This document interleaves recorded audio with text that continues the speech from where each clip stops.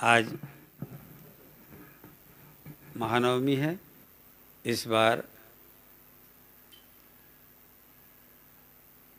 स्वास्थ्यगत कारणों से आज हम स्पष्ट बोल देते हैं, क्योंकि जितने लोग भी अभी तक देख रहे हैं ऑनलाइन से या कुछ भी, हर साल कुछ न कुछ हम बोलते थे, लेकिन इस बार एक दिन भी कुछ नहीं बोले। तो बहुत लोगों के मन में ये भी विचार आया कि इस बार स्वामी जी बोल क्यों नहीं रहे। तो मैं स्पष्ट कर दूं, शायद भगवती की यही इच्छा थी कि इस बार मौन ध्यान अधिक हो, इसलिए हम भी आप लोगों के साथ गुरु का ध्यान करते रहे, भगवती का ध्यान करते रहे। लेकिन आज इस उपासना सत्र का आखिरी दिवस है, नवरात्रि की आखिरी रात्रि होगी, आज महानवमी है। देखो, आज हम भगवती के जिस स्वरूप की आराधना करेंगे या कर रहे हैं, वह उनका स्वरूप क्या है? सिद्धिदात्री, है ना। हम लोगों ने उपासना एवं आराधना की शुरुआत की प्रथमम शैलपुत्री च। शैलपुत्री की पूजा से नवरात्र का शुभारंभ हुआ और सिद्धिदात्री की उपासना एवं पूजन से नवरात्र की समाप्ति। पुत्री से आरंभ और सिद्धिदात्री से आराधना की पूर्णाहुति। यही जीवन का क्रम है। हम पुत्र के रूप में अथवा पुत्री के रूप में ही इस संसार में पैदा होते हैं। वैसे आजकल एक और जेंडर को भी मान्यता मिल गई है ना। तो चाहे जो भी हो, अर्धनारीश्वर के रूप में हो या नारी के रूप में या पुरुष के रूप में, हम यहाँ जन्म होते हैं और हमारी जीवन यात्रा जन्म से लेकर के मृत्यु पर्यंत निरंतर चलती रहती है। निरंतर जीवन की यात्रा एक क्षण के लिए भी विश्राम को प्राप्त नहीं होती। चाहे हम जागते रहें, सोते रहें अथवा स्वप्न देखते रहें, लेकिन यात्रा बराबर चलती रहती है।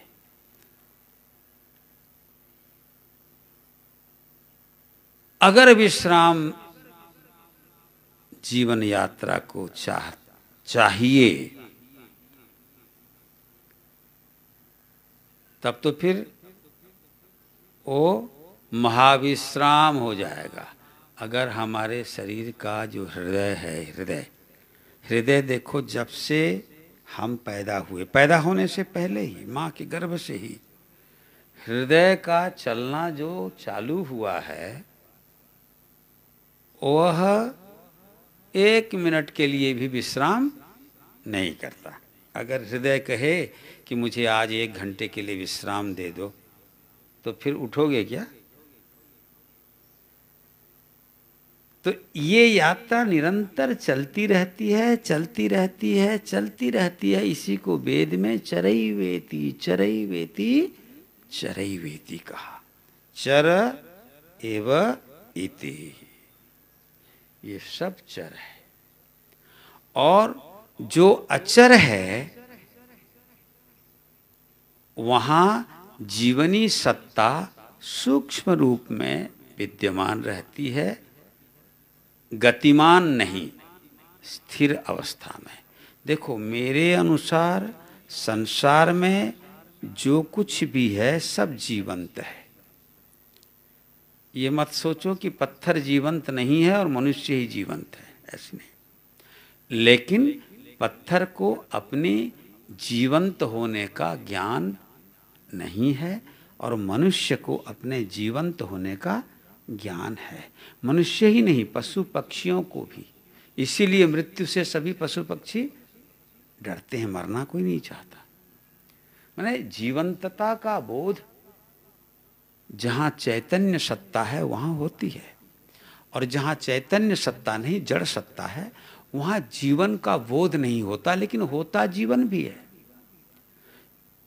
जितने भी जड़ पदार्थ हैं संसार में, उनका भी उद्भव और विकास होता है और विनाश भी होता है, जड़ हो या चेतन।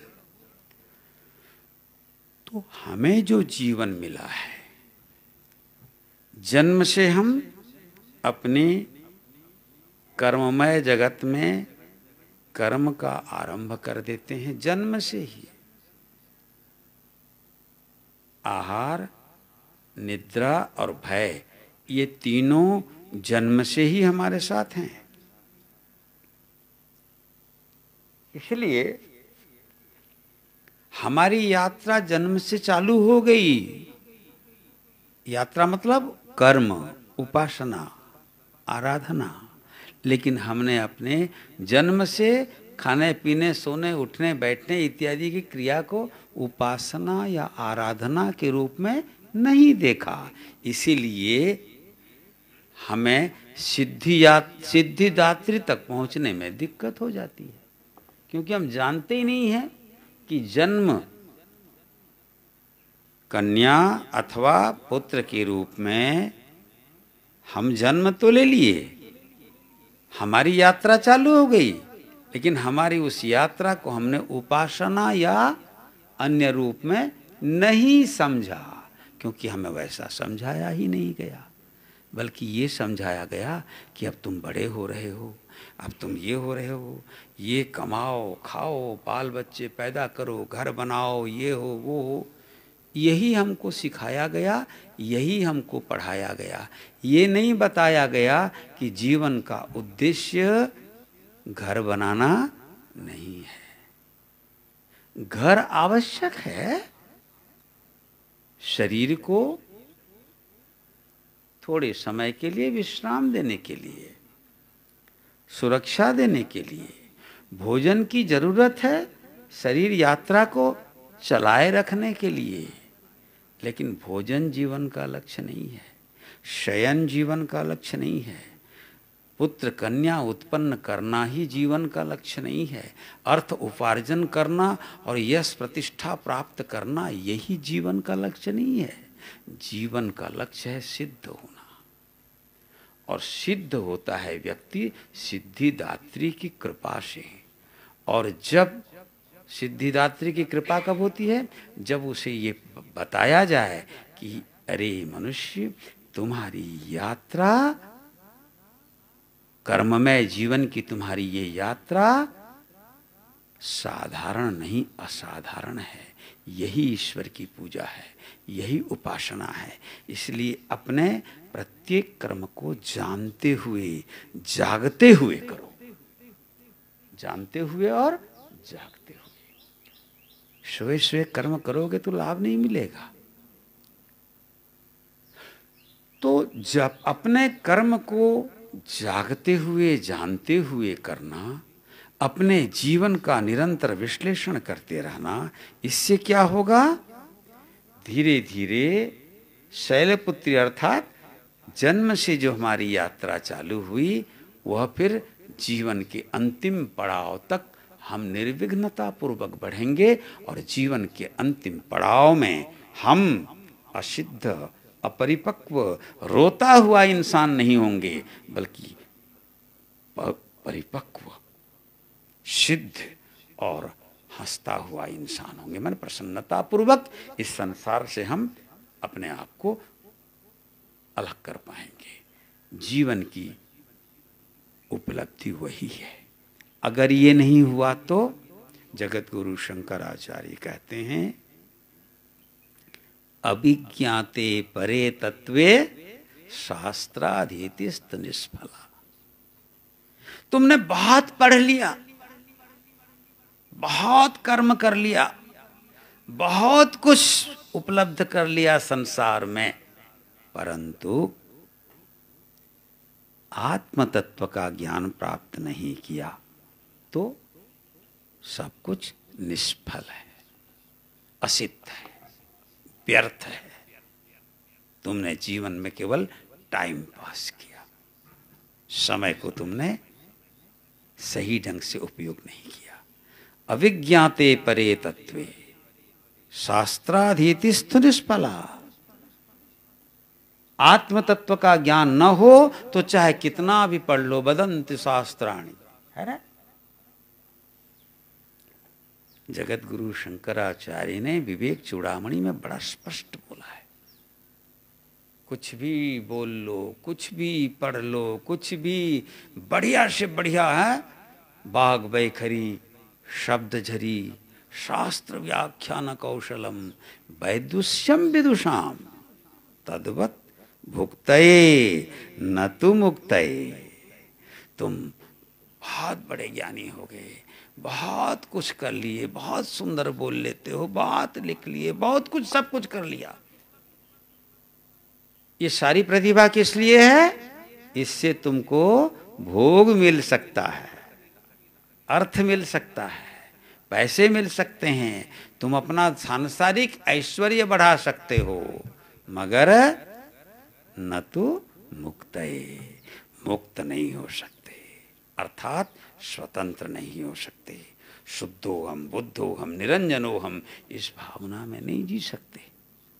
बल्कि संसार जितना जितना बढ़ेगा, संसार का जितना जितना अधिक संग्रह होगा, आसक्ति भी उसमें उतनी ही बढ़ती जाएगी। और आसक्ति ही तो बंधन है।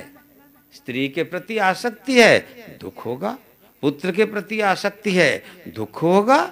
धन के प्रति आसक्ति है, दुख होगा। यश प्रतिष्ठा के प्रति, पद प्रतिष्ठा के प्रति आसक्ति है, दुख होगा। जब वो पास में होंगे तो सुख का आभास होता रहेगा। ध्यान रहे, सुख का आभास होता रहेगा, सुख नहीं होगा। पत्नी है पास में, सुख का आभास मिलता रहेगा, सुख नहीं। धन है पास में, सुख का आभास मिलेगा, सुख नहीं। अधिकार पद प्रतिष्ठा है, सुख का आभास मिलेगा, सुख नहीं। सुख तो वह होता है जो मिलने के बाद और कुछ पाने की माने अभिलाषा नहीं रह जाती है। यम लब्ध्वा चापरम लाभम मन्यते नाधिकम, तथा जो प्राप्त, एक बार जो प्राप्त कर लेने के बाद और कुछ प्राप्त करने की अभिलाषा नहीं रह जाती, वही सिद्ध अवस्था है। इसलिए जगत गुरु कहते हैं अभिज्ञाते परे तत्वे शास्त्राधीतिस्तु निष्फला, अभिज्ञाते परे तत्वे शास्त्राधीतिस्तु निष्फला। अगर तुमने बहुत कुछ पढ़ लिया है, बड़े शास्त्र जान लिए, मगर आत्म तत्व को नहीं जाना, तो तुम्हारा इतना पढ़ना लिखना सब बेकार है। और अगर तुमने जान लिया है तो भी पढ़ना लिखना बेकार है, किसी काम का नहीं है। रामकृष्ण परमहंस जी अपना दस्तखत देना नहीं जानते, लेकिन ज्ञानी, ऐसे ज्ञानी कि उनके स्पर्श से नरेंद्र विवेकानंद बन गए, स्पर्श मात्र से। तो ज्ञानियों का लक्षण, मैं कल बोल रहा था ना, व्यक्ति शास्त्र पढ़कर विद्वान बन सकता है, ज्ञानी, कल बोल रहा था। और ज्ञानी बनने के लिए तो आत्म तत्वानुसंधान चाहिए, आत्मा का अन्वेषण चाहिए और आत्मा का ही अध्ययन चाहिए। आत्माध्ययन से जो व्यक्ति सार तक पहुंच जाता है, तत्व तक पहुंच जाता है। आरती में क्या गा रहे थे? तत्व ज्ञान गुरुदेव वदन्ति तत्त्वविदः, तो तत्व क्या है भाई? तत्व, तत् इसमें दो शब्द हैं, तत् और त्व, इसी को तत्वम कहते हैं। तत्वमसि, वेदांत में तत्वम असी का जो बोध कराते हैं गुरु, वो क्या है? तत्व है। तत्व अर्थात तत्वम, वह ब्रह्म तुम हो, तुम में और उस ब्रह्म में कोई भेद नहीं है। जब जीवन में ये अवस्था आती है और व्यक्ति को जब ये बोध हो जाता है कि मुझ में उसमें कोई तात्विक भेद नहीं है, तब जीवन में सिद्धि मिलती है। और ये सिद्धि नवमी, आज नवमी महानवमी है ना, सिद्धिदात्री पूजा का आरंभ किया हमने, उपासना का आरंभ किया, और हमारी यात्रा की पूर्णाहुति सिद्धिदात्री में अर्थात सिद्ध होने में है। और व्यक्ति जब सिद्ध हो जाता है तो उसको और दो चीजें मिलती हैं, सिद्धो भवति, उसके बाद तृप्तो भवति। सिद्ध, जो व्यक्ति सिद्ध हो जाता है वो तृप्त हो जाता है, और जो तृप्त हो जाता है वो अमृतो भवति। सिद्धो भवति, तृप्तो भवति और अमृतो भवति। ये नारद भक्ति सूत्र में नारद जी की वाणी है।